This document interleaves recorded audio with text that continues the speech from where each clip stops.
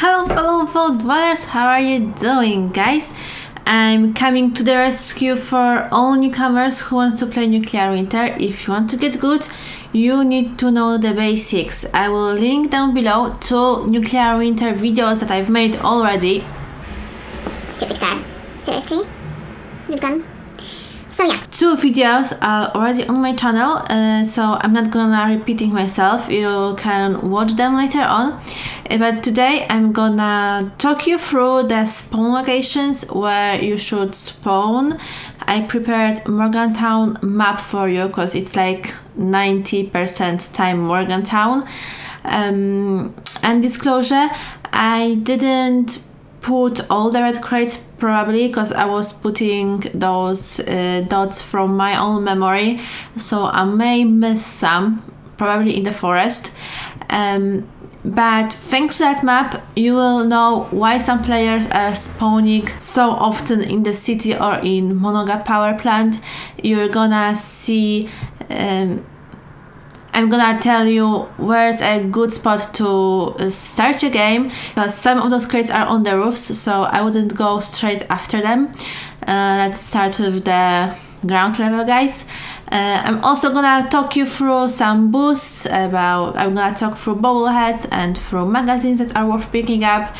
And yeah, so if you're still interested in that after a very, very long introduction, then how will it go?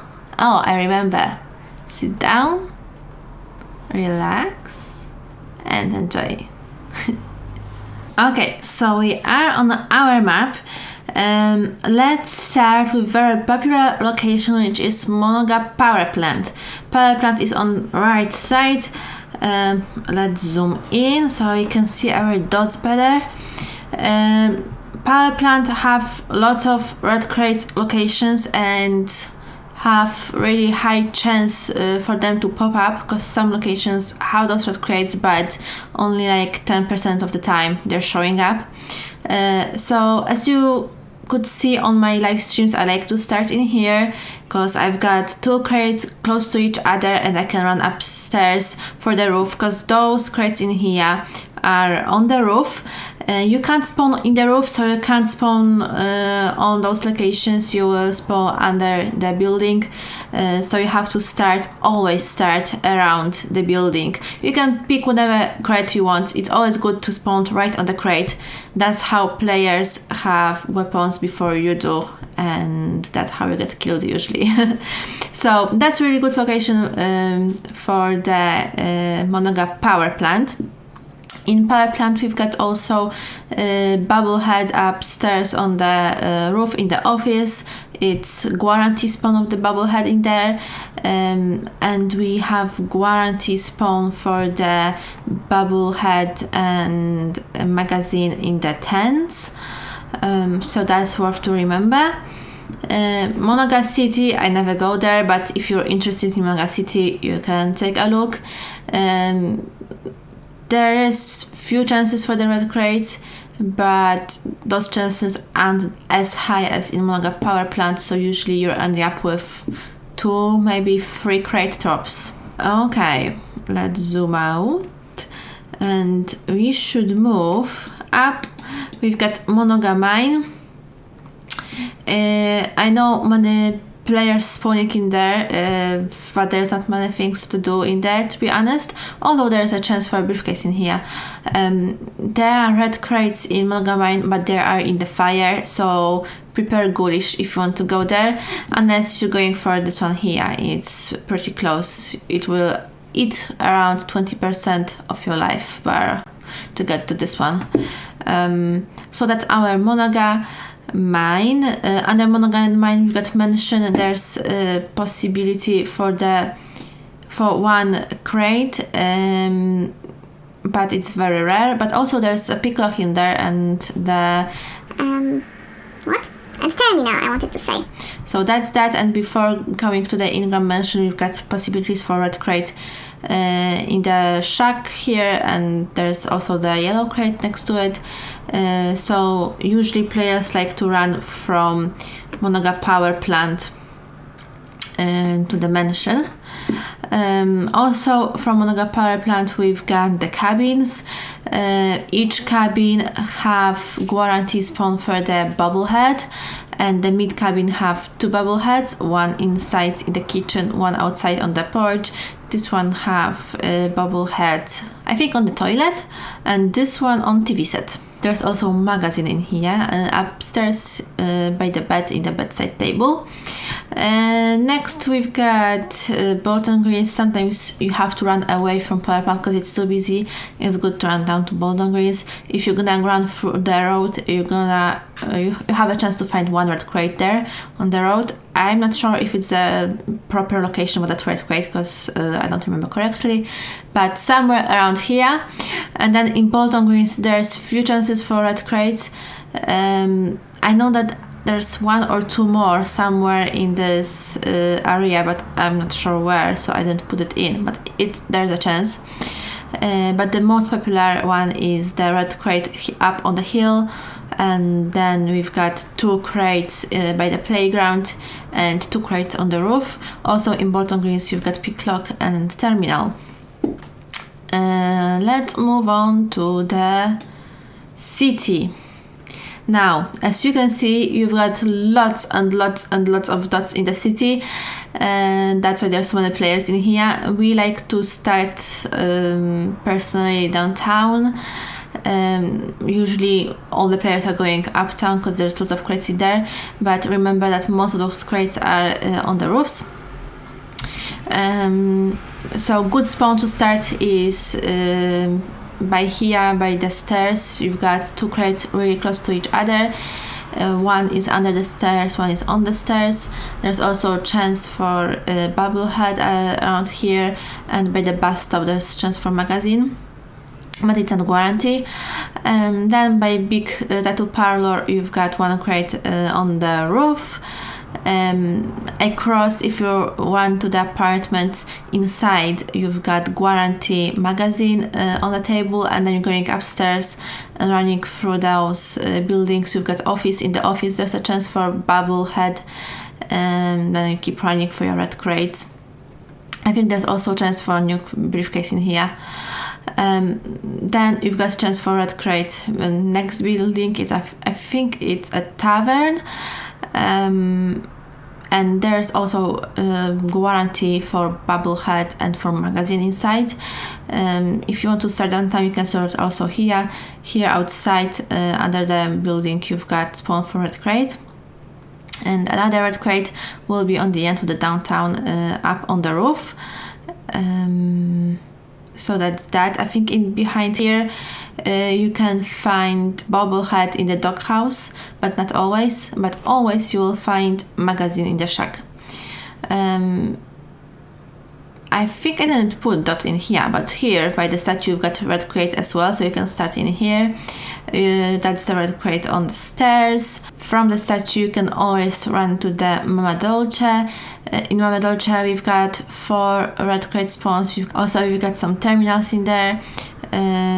Close to them we've got a portside pub with a few red crate spawns. 1 red crate spawn is behind the shack in here. 2 red crates in here. There's also chance for bobbleheads in those 2 buildings, and there's magazine for sure in here. I don't know very well the train yard, to be honest, but I tried to put those dots as much as I remembered. In the airport we've got lots of terminals, like really a lot, so you can go there if you have a hacker. There's lots of red crates. The crates are inside storage magazines. In the airport we've got guarantee spawns for the bobbleheads. One is in front here, the other one is by the suitcases. We've got guarantee magazine inside those tents in here. We've got 3 crates in the tower. One is inside down and other 2 are on the stairs around it. We've got also nuclear briefcases locations in the airport, in those storage magazines, and also in the tents. there's also picklock in the tents, and there's picklock by this crate in here. It's in the crushed plane. When it comes to the North City, that's pretty popular spot. It's on the roof, but it's very easy accessible. Those crates here, and I think there can be also red crate here. It's on monorail, so you have to get up. There's all those crates in the North City are basically the roofs. There's 2 crates, I think, by the garages in the North City. Then one crate that you could go that it's on the ground, it's here.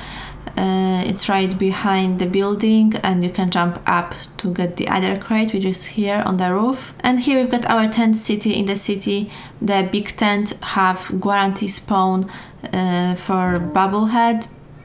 The other red crate is just outside the tent city. I think around here we've got also guarantee spawn for the Bubblehead. Another one is here by the university. Another one is around here on the barrels. Be careful of the rats. So that's this part of the map. And now let's go up to the map that I'm never going to because I hate it, and it's north part of the map. We've got the penitentiary. Even though you can see 6-7 dots in there, I never have that good luck. Usually I'm getting 2-3 crates max, to be honest, in the penitentiary. And I can't tell you exactly where you can find any boosts like Bubbleheads or magazines, because I'm not going in there. In Grafton Town there's chance for briefcase as well, and we've got a few crates and terminals. It's not too bad actually. Then Grafton Steel, most of those crates are inside and lots of doors are closed. That's why I hate Grafton Steel, because it's horrible to loot anything in there. This crate is outside in here.